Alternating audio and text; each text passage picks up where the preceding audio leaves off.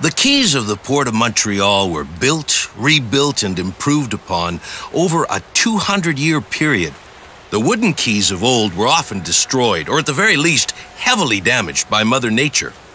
So merchants would build temporary wooden sheds that had to be taken down before the yearly onslaught of ice jams and floods. After the Great Flood of 1886, the Harbor Commission worked to significantly upgrade the port's facilities.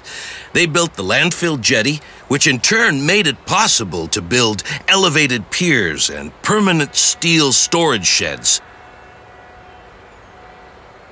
The Jacques Cartier Quay, you're standing on right now, by the way, was the first of the major piers to be elevated.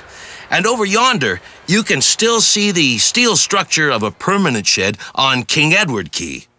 At the turn of the century, these new sheds were big enough to warehouse most of the merchandise transiting the port. They were a long time coming. In fact, the son of my great-uncle, Tom Poisson, would be the first to tell you that these permanent sheds were a necessity, not a luxury. See, a few years earlier, before the permanent sheds were built, the foolhardiness inherited from his father almost cost him his life. It's a sad story, really. It made the headlines. On March 7th, 1903, a fire destroyed the Montreal, a super steamer anchored off the Russell Quay.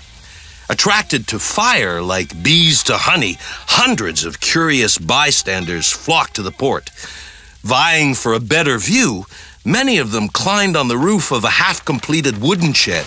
And, of course, the roof caved in, killing at least one person and injuring hundreds, including my great-uncle's son, who was fished out of the water before he drowned.